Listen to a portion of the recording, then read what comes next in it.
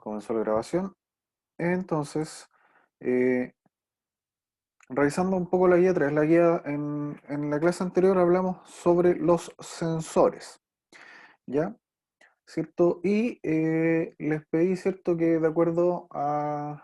Les pedí responder 5 preguntas, ¿ya? Dentro de eso, ¿cierto? La presentación revisada menciona 4 sensores que midan y 4 sensores que detectan, ¿ya?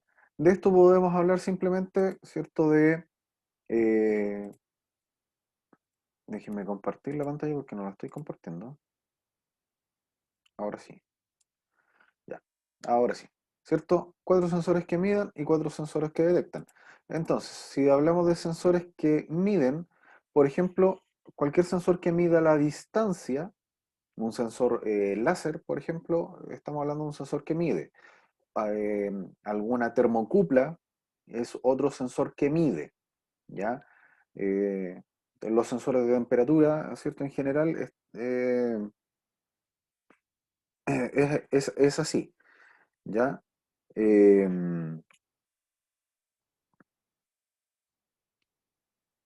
¿Cierto? Tenemos distancia, temperatura, podemos hablar de presión, ¿cierto? Algún elemento que mida la presión, ¿ya? Algún manómetro, por ejemplo, y para no mencionar los tradicionales, por ejemplo, podríamos mencionar un anemómetro, que es un elemento que mide la velocidad del viento, ¿ya? Eh,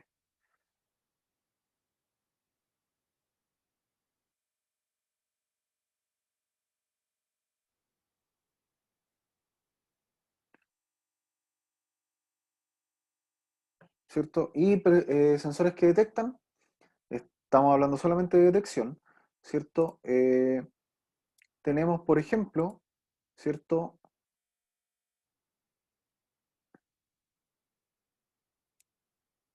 Tenemos, por ejemplo, eh, algún presostato, algún termostato. Recordemos que son elementos que llegan a algún nivel. Ahí nosotros necesitamos saber si hay algo o no hay algo.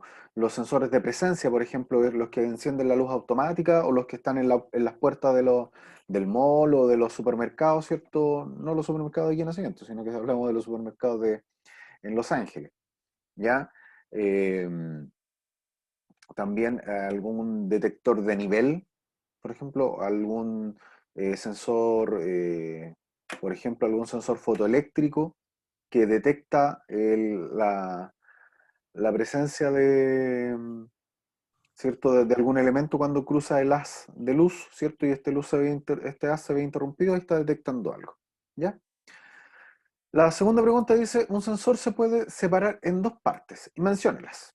Nosotros dijimos, en la clase anterior yo les dije que eh, hay 2 partes del sensor que son esenciales. Una que es la que está en el proceso y la otra es la que transforma esa señal de proceso, eso que está detectando el sensor, en una señal eléctrica, ¿ya? Uno es el sensor propiamente tal y la otra parte del sensor, ¿ya? O del equipo sensor se le llama transductor, que es el que transforma esta señal, ¿cierto? Que puede ser eléctrica, puede ser de resistencia, puede ser una vibración, ¿ya? En una señal eléctrica medible. ¿Qué es lo que hablamos de una señal eléctrica medible, cierto? Cuando hablamos de señales de 0 a 10 volt o señales en miliamperes, de 4 a 20 miliamperes. La clase pasada lo habíamos explicado, ¿ya? ¿Cuáles son los procesos más comunes? ¿Ya? Esa era la pregunta 2, ¿cierto? La 3 nos dice, ¿cuáles son los procesos más relevantes o comunes a medir a nivel industrial? Bueno, presión, temperatura, nivel, ¿ya? Flujo, y puede ser presencia, ¿cierto? Que es uno de como son como los más comunes, ¿ya? Que nosotros vamos a encontrar en la gran industria, ¿ya? ¿Qué dispositivo de protección eléctrica utiliza 2 sensores? ¿Ya? Tenemos el interruptor termomagnético, ¿ya? Su nombre prácticamente lo dice, ¿ya? Tenemos una parte, ¿cierto? Que es magnética, ¿ya? Que esa es la que reacciona, a los cambios bruscos de corriente, es decir, nos sirve para los cortocircuitos. Y tenemos la parte térmica, que reacciona ante las sobrecargas, ¿cierto? Eso es lo respectivo, ¿cierto?, al dispositivo de protección eléctrica que utiliza los sensores. Y si tenemos que, ¿cierto? Aquí era un ejemplo, esto era prácticamente libre, ¿ya? Lo que tenían que hacer es un poquito justificar su respuesta, ¿cierto? Dice, tiene que automatizar un acceso vehicular a un centro comercial. ¿Qué sensor o sensores utilizaría, ¿cierto?, para contabilizar el total de los autos en el interior? Nosotros sabemos, ¿cierto?, que por ejemplo todos los centros comerciales en el interior tienen los espacios delimitados, ¿cierto? Entonces yo podría perfectamente poner un sensor de presencia en cada uno de los espacios de los vehículos. Entonces, donde yo tengo cierto vehículo, es un espacio contabilizado. Así como también podría estar contando la cantidad de autos que entran y salen. También podría haber ocupado un sensor de presión bajo el espacio del estacionamiento, ya que también es una posibilidad. ¿Ya? Eh, otro sensor que también se podría haber ocupado, ¿cierto? Es algún sensor de barrera, ¿ya? En la entrada en la entrada y en las salidas de los estacionamientos. Y también ir contando lo que va entrando con lo que va saliendo y ahí mediante algún algoritmo eh, matemático, ¿cierto?, poder hacer el cálculo, ¿ya? Pero si me preguntan a mí, yo utilizaría algo que mida específicamente en el lugar de estacionamiento, cosa que me contabilice los estacionamientos que están ocupados y los que están desocupados. ¿Ya? Eso era con respecto a la guía de la clase anterior. Ahora, ¿cierto? Hoy día vamos a hablar específicamente, ¿ya?, de los elementos que vienen después del el equipo de control. Hablamos de lo que estaba antes, ¿cierto? Todo lo que, la clase anterior hablamos todo lo que detectaba, ¿ya? Todo lo que, en este caso, yo podía, ¿cierto?, utilizar para detectar, medir, ¿cierto?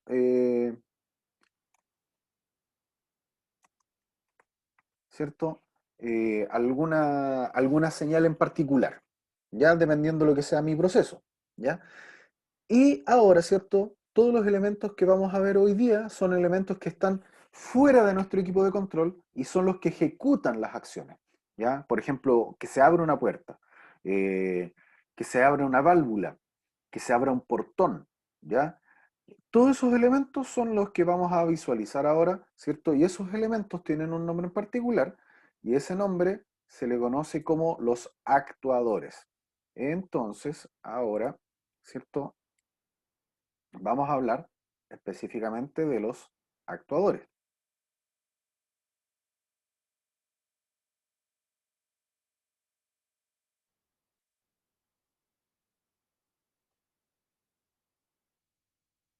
Déjenme encontrar la presentación. Ahí está la presentación.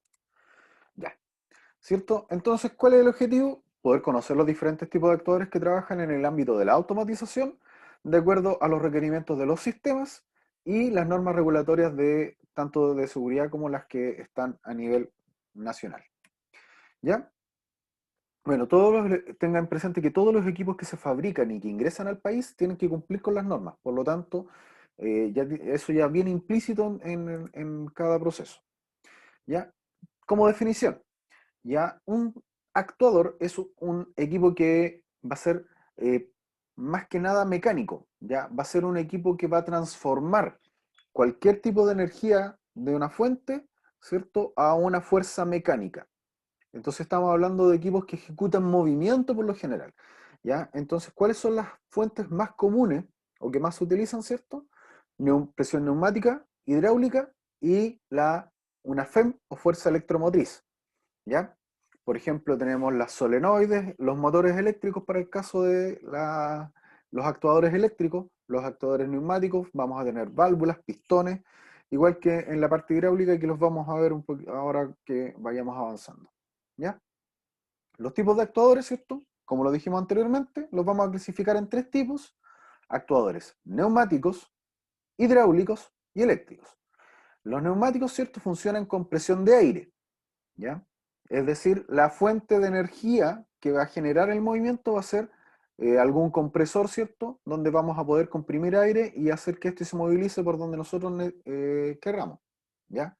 Actuadores hidráulicos, en este caso, la fuerza que se va a ejercer va a ser a través de una fuente hidráulica. Por ejemplo, ya en este caso tenemos un actuador que es manual totalmente, que vendría siendo la gata de los vehículos, ¿cierto?, que es una gata hidráulica, que es un pistón, ¿cierto?, que cuando yo movilizo o bombeo aceite de un lugar a otro, ¿cierto?, esto hace que, ¿cierto?, salga un vástago y que esto pueda levantar, por ejemplo, un vehículo. Normalmente los equipos hidráulicos son equipos que tienen mucha fuerza, ¿ya?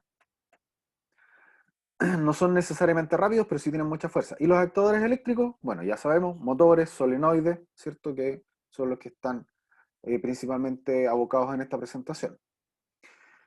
Un actuador neumático, ¿cierto? Como ya les dije, es uno que funciona con presión de aire. ¿Cuáles son las presiones normales que vamos a ver en esto? Son de entre 5 y 10 bar, ¿ya? Tenemos dos tipos. Tenemos los cilindros, ¿ya? Que es como un vástago, ¿cierto? Que es como, a ver, es como el amortiguador de un vehículo, ¿ya? No el resorte, sino que la otra parte, ¿ya? Y los motores neumáticos, todos han ido al dentista, ¿cierto?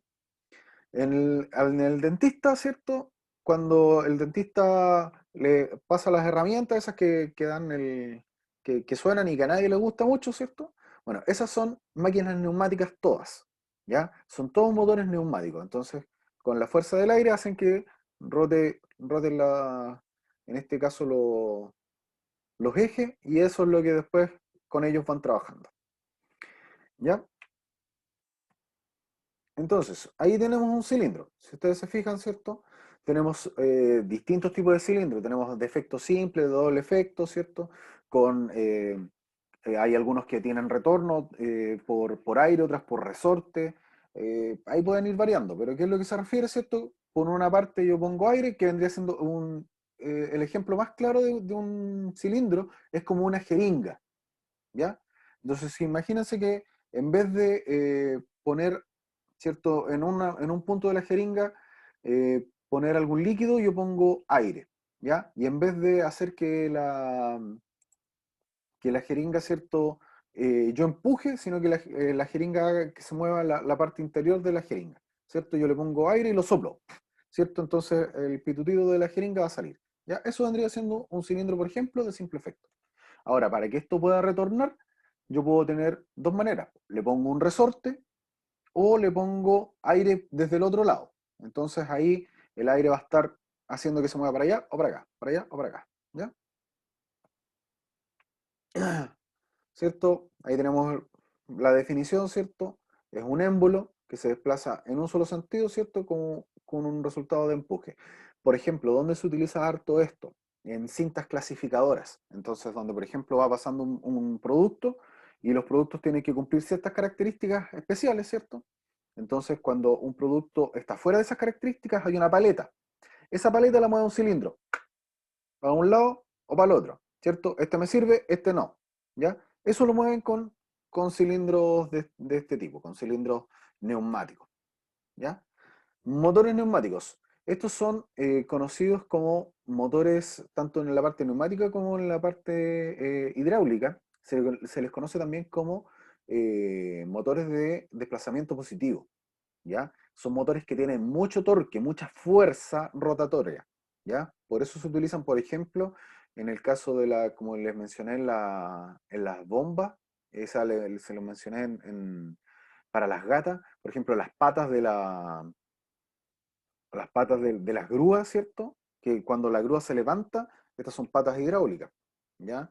Eh, el- en el caso de neumáticos, por ejemplo, hay vehículos que funcionan que les gustan esto, los que les gusta el bling bling, por ejemplo, esto que le hacen que rebote el vehículo, bueno, eso ocupan aire. Ya también hay unos modelos de Citroën antiguos que con un compresor de aire hacía que esto se levantara, ¿ya? unos émbolos. De aleta rotatoria, ¿cierto? Ahí son más o menos cómo funcionan, ¿ya? Ahí tenemos, ¿cierto? Pistones axiales, ya se tiene un eje de giro solidario, ¿cierto? Y un tambor, y esto va haciendo que sobre un plano inclinado, y esto hace que él finalmente vaya girando, ¿ya? Después le podemos mostrar un video, pero en este caso no es la intención de la clase, sino que la intención es que lo conozcan, ¿no? ¿Ya? ¿Cuáles son las ventajas? Son baratos, son rápidos, sencillos, robustos. ¿Cuáles son sus ventajas? La continuidad, ¿cierto? ¿Cierto? Hace que sea difícil control. Se necesita un filtro, se necesita un compresor de aire, son ruidosos, son bien molestos. De hecho, cuando uno está en procesos donde se maneja mucho aire, eh, es como si hubiera un viento constante, ¿ya? Pero con mucho más fuerza, ¿ya?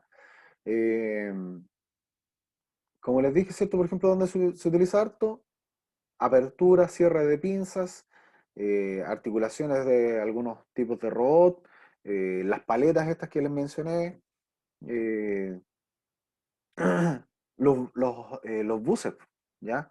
Los buses, por ejemplo, cuando abren las puertas, ¿cierto? Y de hecho suena, ya, eso es aire, ¿ya?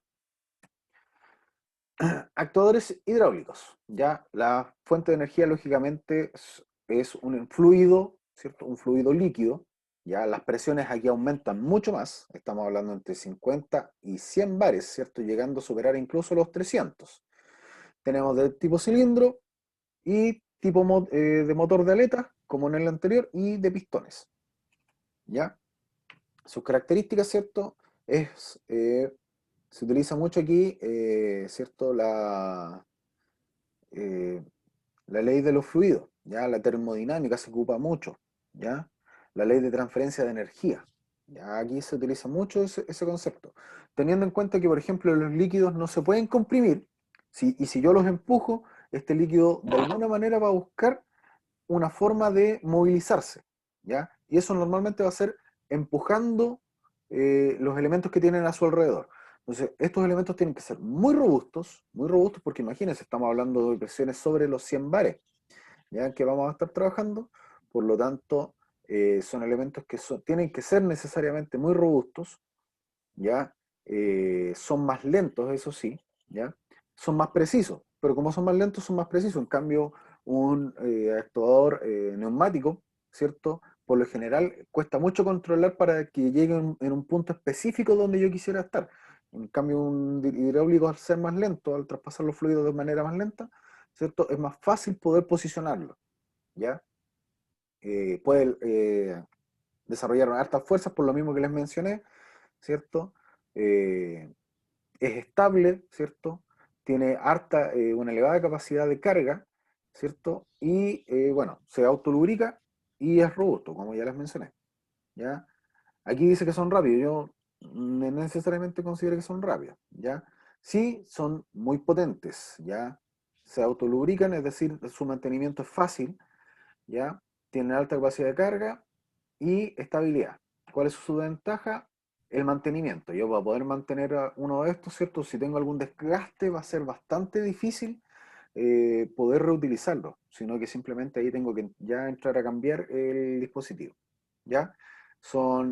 También aquí tengo que tener instalaciones, tengo que tener presente que siempre va a haber fugas, por lo tanto tengo que tener lugares por donde permear estos líquidos, ya y que no vayan a caer en pisos orgánicos, ¿cierto? Y son costosos. Se utilizan mucho en robots que deben manejar grandes cargas, ¿cierto? También lo tenemos en las grúas, por ejemplo, en las palas retroexcavadoras, qué sé yo, ahí tenemos mucho elemento de esto, ¿ya? Todo lo que tiene que ver con lo hidráulico. Actuadores eléctricos. Bueno, los actuadores eléctricos, ¿cierto? Tenemos tres tipos: motores de corriente continua, motores de corriente alterna y motores paso a paso, ¿ya?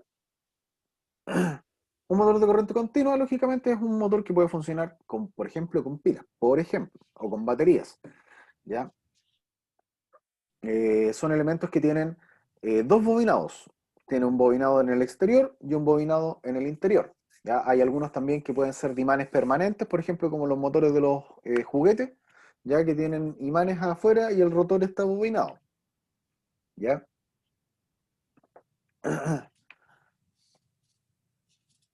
Tenemos, ¿cierto? Ahí tenemos un ejemplo que es, como les mencioné, se controla por el inducido, se puede controlar también por la excitación o en este caso, en la cantidad de energía que yo le entrego.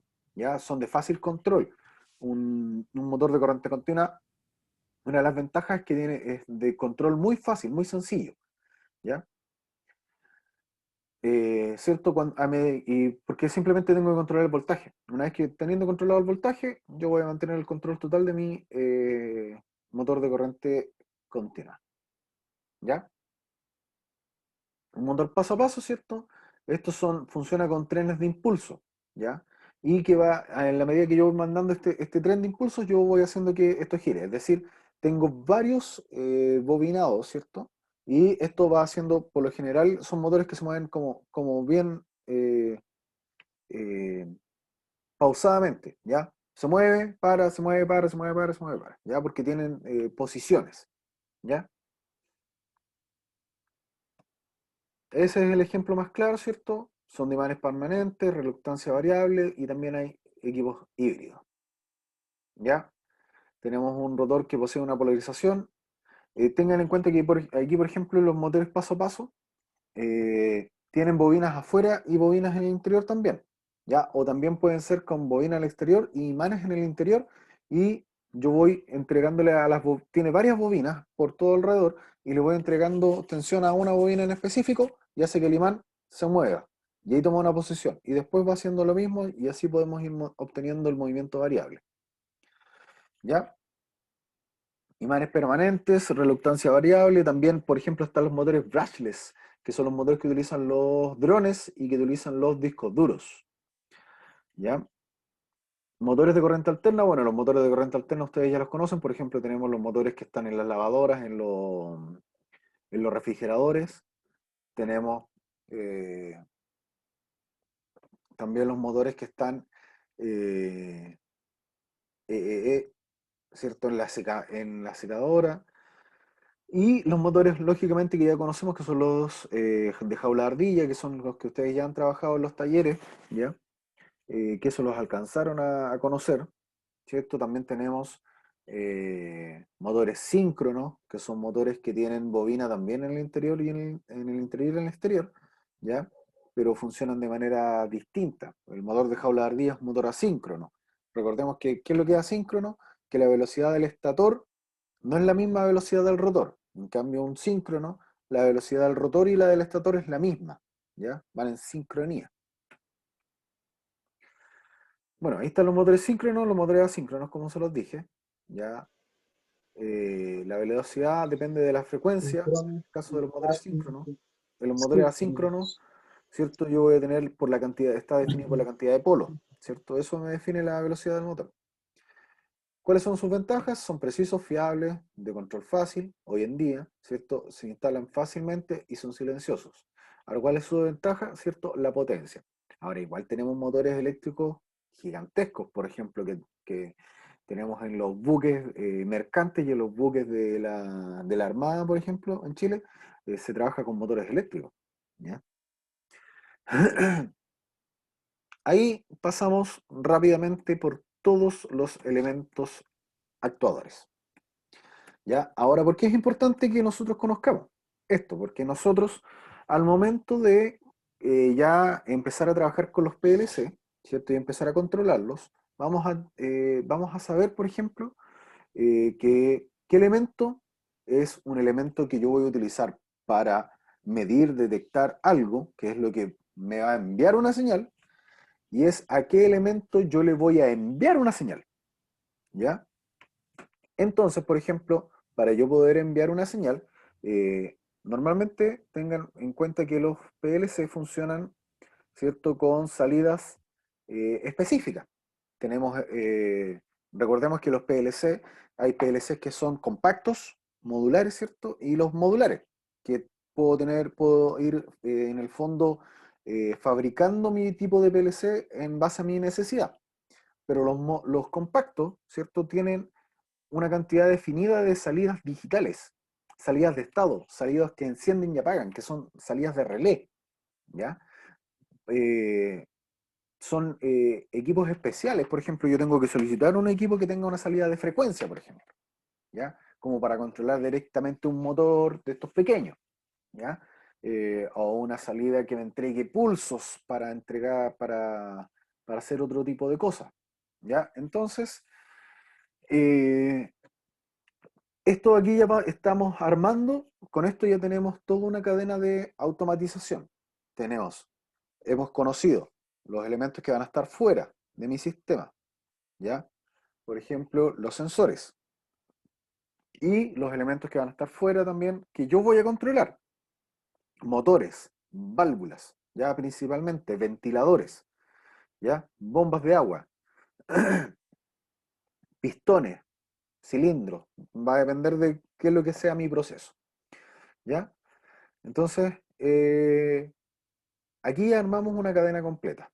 Ahora, si empezamos a mezclar también esto mismo con ISCI o con, por ejemplo, instalaciones de equipos electrónicos de potencia, yo con mi PLC puedo controlar las salidas de un variador de frecuencia y ese variador de frecuencia va a ser mi actuador directo y después yo voy a tener un motor, ¿ya? Entonces, ahí mi cadena se amplía un poco más, pero se fijan que finalmente tengo que conocer todo esto para después ir todo conjugándolo. Por ejemplo, los PLCs que tenemos en el liceo y los variadores de frecuencia que tenemos en el liceo, se puede hacer, por ejemplo, un control con las distintas salidas y entradas que tiene el PLC y con las entradas que tiene el variador de frecuencia. El variador de frecuencia, por ejemplo, yo puedo armar en el fondo una especie de receta, ¿ya? Una receta que yo digo, por ejemplo, la velocidad 1 va a ser 25 Hz, la velocidad 2 van a ser 30 Hz y la velocidad 3 van a ser 45 Hz. Entonces yo con mi PLC, ¿cierto? Dependiendo qué es lo que yo esté haciendo, yo puedo ir designando estas tres velocidades y las puedo ir moviendo como yo quiera. Esa es una de las grandes ventajas porque puedo pasar de la 1 a la 3, de la 3 a la 1, de la 3 a la 2, de la 1, 2 y 3, de forma secuencial también lo puedo hacer. Va a depender de qué es lo que yo esté armando con mi control, ¿ya? Yo puedo tener botones para designar, por ejemplo, ya este botón va a ser para la velocidad 1, o puedo trabajar con algún sensor, porque por ejemplo, la velocidad 1 está para una cinta transportadora 1, ¿ya? O para un tipo de producto, un producto, por ejemplo, si yo tengo un producto de, por decirle algo, de este tamaño, ¿cierto? Y tengo un producto que es más pequeño, ¿cierto? Los productos que son más pequeños, ¿cierto? Van a necesitar más velocidad que uno más grande, ¿ya? Porque este que es más grande, ¿cierto? Lo voy a detectar más fácil, ¿cierto? Pero van a pasar menos cantidad, entonces tengo que manejarlo con menos velocidad. En cambio, si estos son productos pequeños, los puedo trabajar con más velocidad y los puedo ir detectando, puedo irlos contando, por ejemplo, algo que se utiliza mucho en los aeropuertos. Ya en los aeropuertos se contabiliza la cantidad de maletas, por ejemplo, o bultos que se manejan. ¿Ya? Entonces, yo tengo que contabilizarlos. Y tengo bultos grandes y bultos pequeños, bultos medianos, y los tengo que ir clasificando. ¿Ya? Porque eso también va a depender la ubicación que se le va a dar, por ejemplo, en el avión. ¿Ya? O en los aserraderos. Yo tengo que contabilizar la cantidad de tablas, por ejemplo, que estoy generando por hora o por minuto. Ya va a depender de de las metas que tengan establecido. O, por ejemplo, la cantidad de hojas de celulosa que está haciendo la planta de acá. O, por ejemplo, en una empresa farmacéutica donde se hacen remedios, ya yo tengo que verificar, ¿cierto?, que estén pasando toda la cantidad de pastillas que se necesitan. ¿Ya? Y así, etcétera. O sea, hay un montón de procesos que yo les podría mencionar. La fruta, ya, por ejemplo, el packing de fruta, ¿cierto? Yo tengo que contabilizar la cantidad de manzanas que estoy metiendo, por ejemplo, para armar una caja, ¿ya? Entonces, ya sí, pues, o sea, va a depender, ¿cierto? Y eso yo lo puedo clasificar también por tamaño, por una inspección visual que pueda haber una persona, qué sé yo, ¿ya? No sé si hay dudas. Dejo el Mi micrófono. colega me gustaría aportar algo, Fred. ¿Se escucha? Y si se escucha. Me gustaría recoger un poco lo de la clase, lo que usted dio a conocer ahora. Por ejemplo, cuando habló de un actuador, que hay que tener claro que es un dispositivo, que finalmente su función es proporcionar fuerza para mover o actuar otro dispositivo mecánico. Correcto. Entonces eso me da a entender a mí que dependiendo del origen de la fuerza, va a ser el actuador, ya que son neumático, hidráulico, eléctrico. Correcto. ¿Ya? Lo otro que cuando hablamos de actuadores hidráulicos, también hablamos de que es un dispositivo que finalmente su función está directamente con lo que es el aceite, lo que es el agua, lo hay para bajar, ¿cómo explicarlo aquí? Que los hay para baja presión y para alta presión. Sí, ¿Está correcto, profesor? sí, correcto. Ya, y después cuando hablamos que es un actuador eléctrico, también volvemos a decir que es un dispositivo, pero este lleva incorporado un motor eléctrico o un reductor que permite accionar ya sea cualquier dispositivo para llevar a cabo determinados movimientos u acciones. Por ejemplo, si se emplea en la industria para accionar con puertas, estas otras que son las válvulas, Ujú. y en general diferentes elementos que componen en comunicación un proceso con otro o un estado de un proceso con otro. Correcto. Usted daba un ejemplo delante desde la jeringa. Sí. Lo que me entra la duda a mí, no estoy segura sí, pero lo que es el émbolo y con pistón es lo mismo. Sí, sí, el émbolo y pistón vendrían siendo lo mismo. Es la parte interior, ¿cierto?, de estos cilindros. El pistón en general Ah, es es el como la elemento. pieza de una bomba. Sí, es que el pistón en general es como la parte interior, ¿cierto? Que es móvil, normalmente que es móvil y que empuja algo, ¿ya? En este caso los pistones están asociados a los Ah, motores ya, de correcto. combustión interna, en donde cuando se provoca la explosión, ¿cierto? El pistón es el elemento que recibe la fuerza de la explosión y que es empujado para después generar movimiento sobre una leva, ¿cierto? Para los que les gustan los autos, aquí deberían entenderlo más fácil, Ya, que es más o menos lo mismo. ya, ok.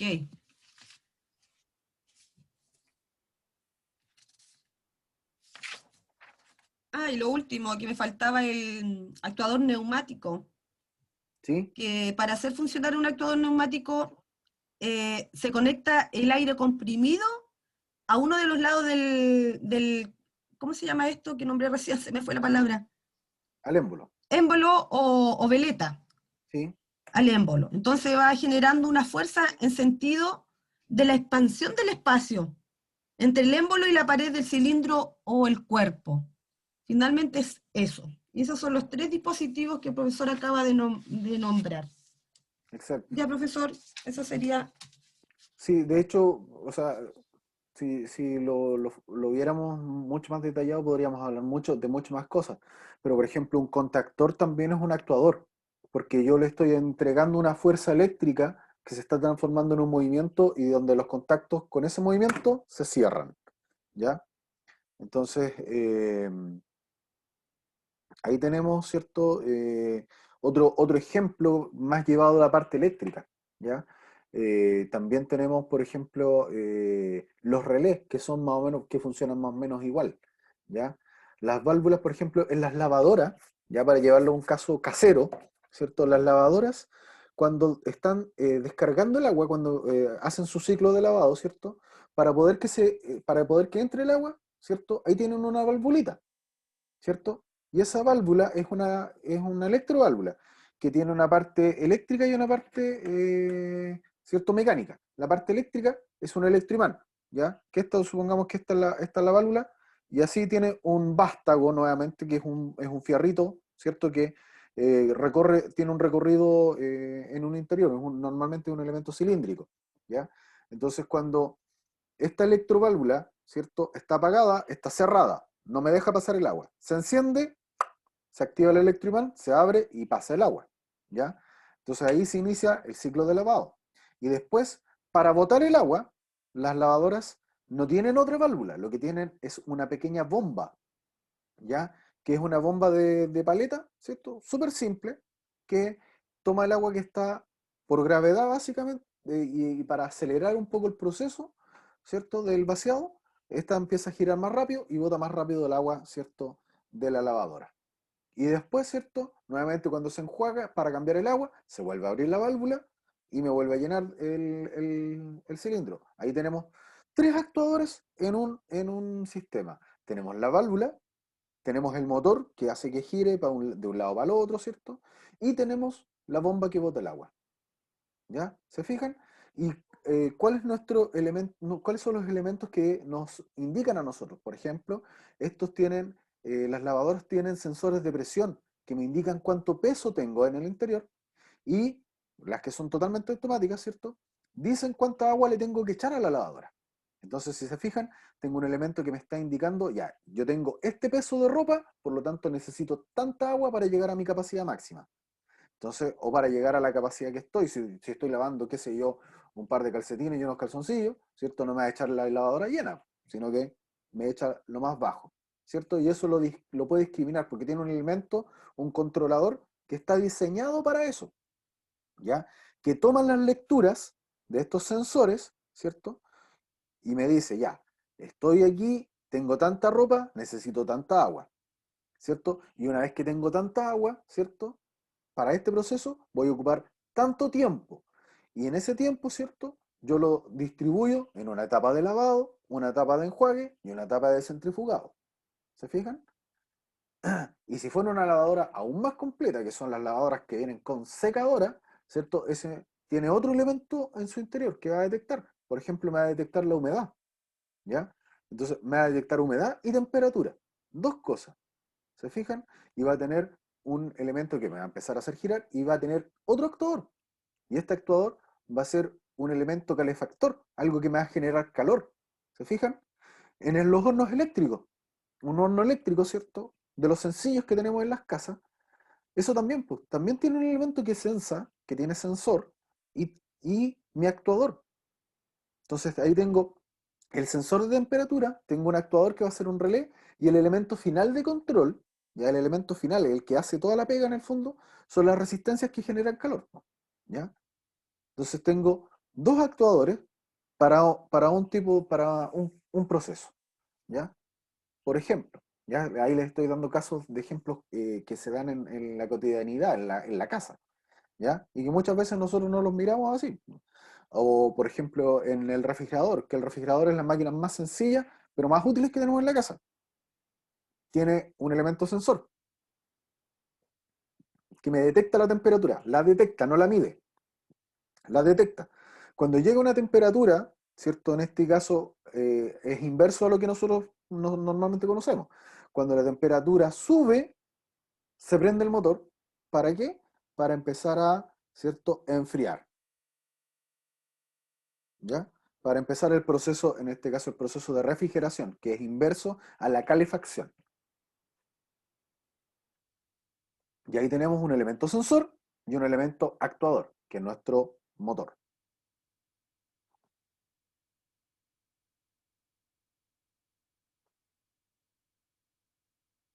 Consultan, muchachos. Por ejemplo, para asociarlo también con otra cosa que tienen ustedes en lo que en lo que deberían estar trabajando, en sus maquetas. Ya, por si acaso, me tenían que haber entregado la cantidad de relés que teníamos, pero les van a alcanzar como dos por grupo, son relés de 12 volts, por si acaso. Ya no sé si hay diodos y también le vamos a pasar cable. Ya, voy a preguntarle al pañolero que...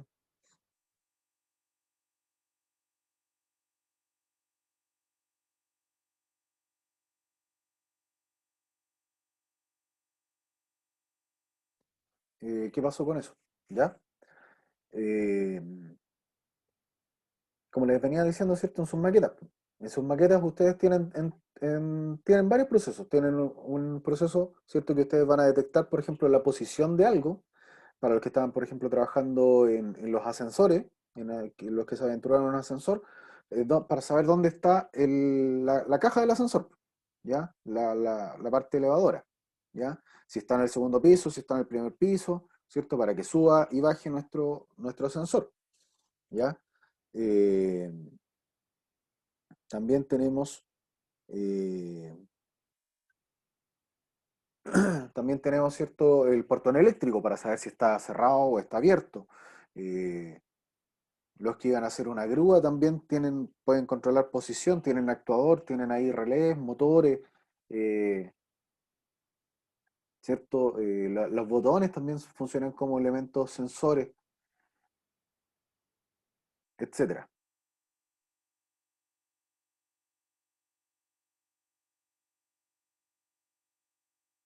Ya, no sé si hay alguna otra duda.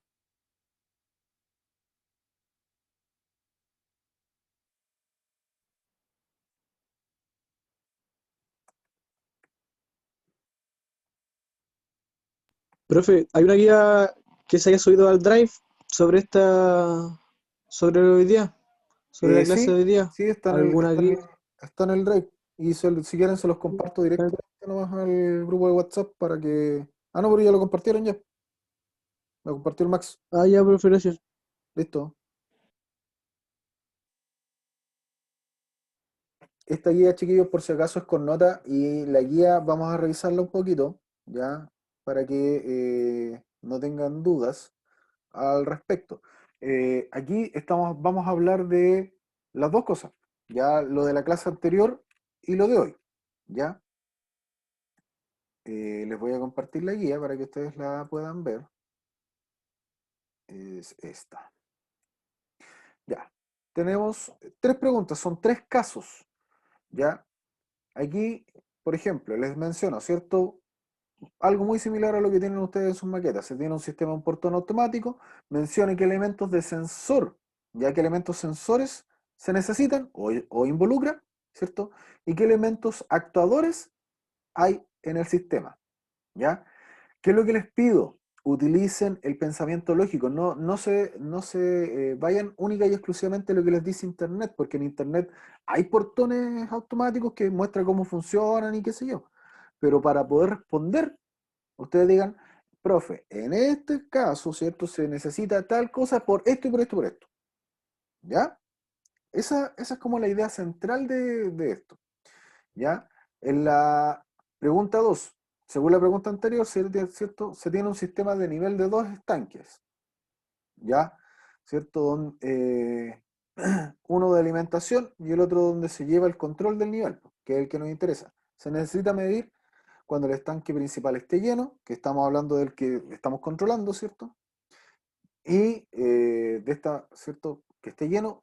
Cuando está lleno, lógicamente se tiene que detener la bomba que está alimentando este estanque, y al inverso, cuando esté vacío, ¿cierto? Tiene que hacer lo contrario, tiene que empezar a llenar, ¿ya? Cuando el Claro. estanque de alimentación está desocupado, no se puede iniciar ningún proceso, ¿ya? Ni tanto ni llenado ni vaciado, ¿ya? Y de acuerdo con la lógica mencionada, indique los elementos que se van a necesitar, ¿ya? Insisto, o sea, ustedes imagínense el proceso, traten de resolver en base a la lógica. No necesito que me programen, no necesito que me hagan un esquema, sino que me indiquen, profe, se necesitan tales sensores y tales equipos para poder llevar a cabo este control que usted se le está solicitando. ¿Ya? ¿Alguien iba a preguntar algo?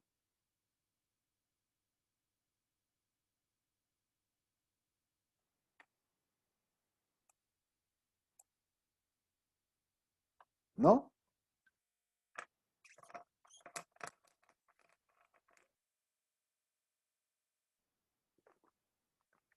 Bueno, si no hay preguntas, pasamos a la tercera pregunta.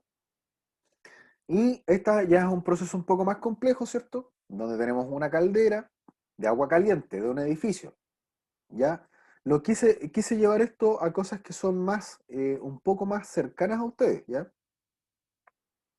Por ejemplo, el agua caliente de un edificio, que es muy similar a lo que está en el liceo, por ejemplo, ¿ya? Esto se alimenta de un tanque de agua, lógicamente. Para iniciar el ciclo de temperatura se necesita que el estanque esté como mínimo al 50% de su capacidad. Es decir, el estanque no puede tener menos que la mitad de agua, ¿ya? De lo que hace. Si hace, por ejemplo, por decirles un caso, si hace 100 litros, Lo mínimo que tiene que tener ese estanque son 50 para poder empezar el proceso de calefaccionado, como un sistema de seguridad, ¿cierto? Eh, porque si el estanque, porque hay calderas que antiguamente, ¿cierto? Tenían el problema que si el estanque estaba vacío o no había agua, empezaban a calentar igual. Y eso me genera un problema porque finalmente se empieza a calentar muy poca agua, la cual empieza a hervir, ¿cierto? Esa agua hierve, y cuando hierve genera vapor. El vapor es un gas, ¿cierto? Y es un gas caliente, por lo tanto, hace que las tuberías se puedan expandir, ¿no? Deja la pura escoba, ¿ya? Así que, ¿cierto? Como sistema de seguridad, al mínimo el estanque tiene que estar al 50%, ¿cierto? Se debe considerar, ¿cierto?, que la caldera debe mantener una temperatura en el agua, ¿cierto?, de 40 grados Celsius y una presión en el interior de la caldera no superior a los 50 bar, ¿cierto? Otra condición superior es que si se superan los niveles máximos de temperatura y presión, se debe cortar la alimentación del sistema de calefacción, es decir, se tiene que apagar nuestra caldera, ¿ya? Por lo tanto, según lo que se explica, cuáles son los sensores y cuáles son los actuadores que están en este sistema.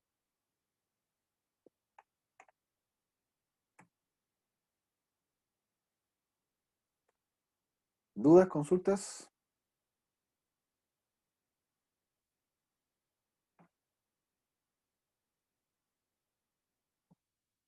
Es importante que aprovechen la clase, chiquillos, para poder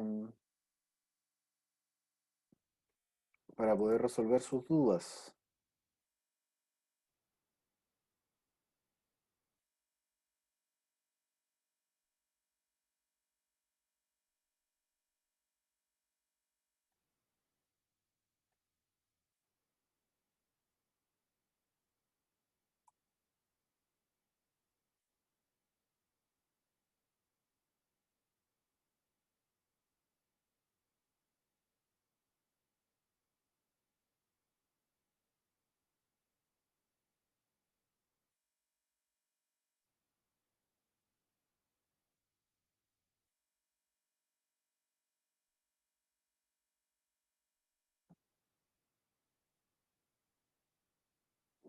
No hay dudas, chiquillos. Si no hay dudas, estaríamos terminando con la clase y pueden empezar a resolver la guía, ¿ya? No sé si la profesora Viviana tiene algo más que aportar.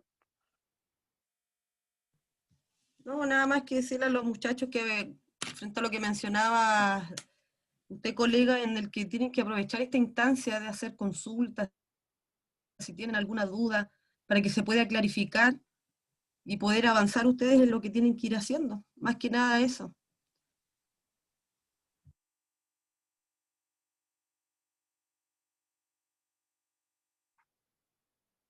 Bueno, si no hay nada más que decir, los que no hayan puesto su nombre en el chat, por favor les pido que lo hagan, ¿cierto? Para poder llevar la asistencia, como ya les mencioné, y nos estaríamos viendo el miércoles. Chiquillos, el miércoles yo tengo un problema para hacer la clase en la mañana.